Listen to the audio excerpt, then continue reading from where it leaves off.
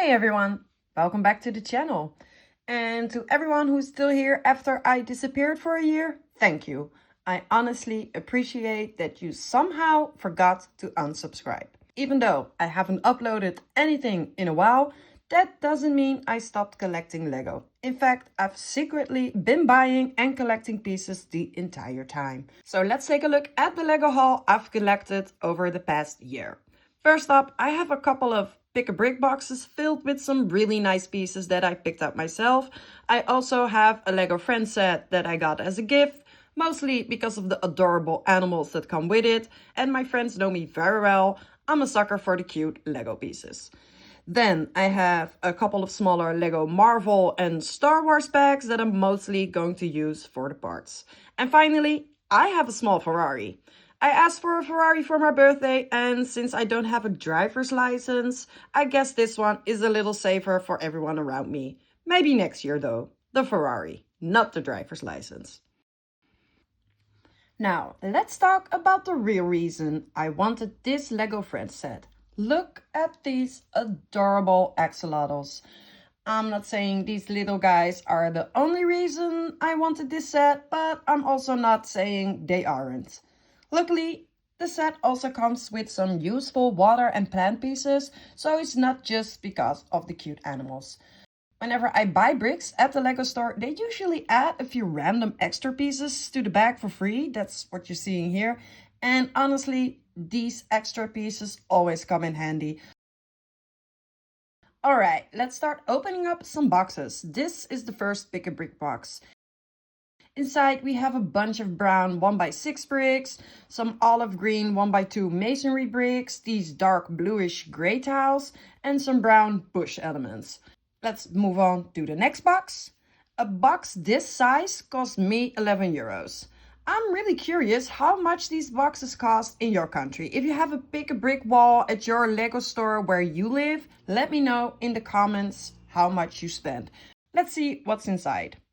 A bunch of these, I'm not actually sure what the official color name is, but these masonry bricks. More of those same bricks in the dark orange, I think it's called. Probably should have checked the color names before recording this video. Maybe I'll add the correct names on screen. I guess you can tell right now whether I actually did that or not, depending on how I'm surviving this heat wave. I might be sitting here editing, or I might have given up, gone to the beach and decided computers are a problem for future me. Next up, we have more brown bricks and a whole bunch of these really cool sunflowers. I have so many, which I absolutely love. And also more of these interesting tiles. So let's open another box. And we have more dark orange masonry bricks, more dark bluish gray tiles, some small plant pieces, these tiny transparent 1x1 tiles, and some jumper plates. At least I think they're called jumper plates. That's what happens when you don't make videos for a year. You start forgetting all the Lego terminology. Does that make me less of a nerd? I'm not sure. Let's continue before I start questioning everything. Now, for the final box.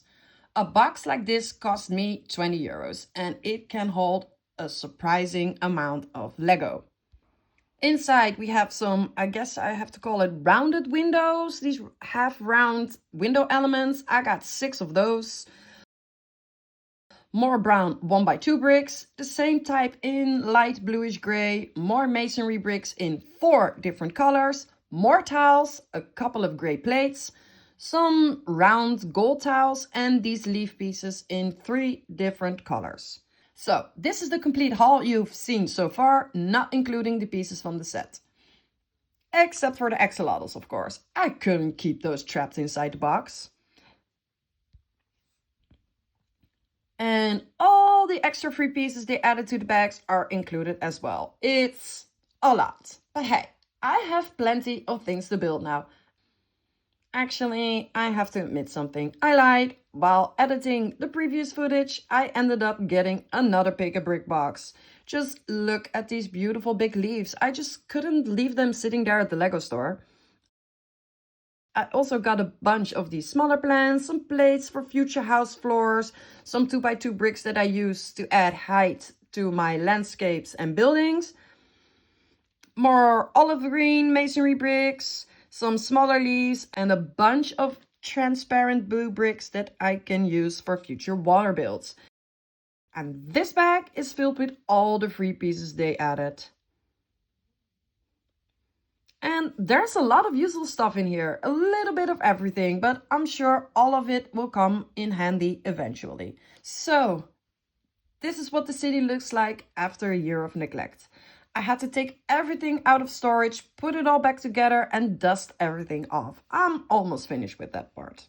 Some of these builds aren't even in one of my YouTube videos yet, I think. Honestly, I was a little afraid to check my channel and see what my last upload actually was. Lego is one of my ways of dealing with fear of failure and anxiety, which is a little ironic considering how much pressure I put on myself with this hobby, and especially when I started uploading the videos. But the good news is the city is back, I have a whole bunch of new pieces, and I finally have lots of free time. The city could definitely use some love, and luckily that's exactly what we're going to do next. In the next video, I'll start rebuilding, improving, and hopefully making this city better than ever. Hope to see you then. Bye!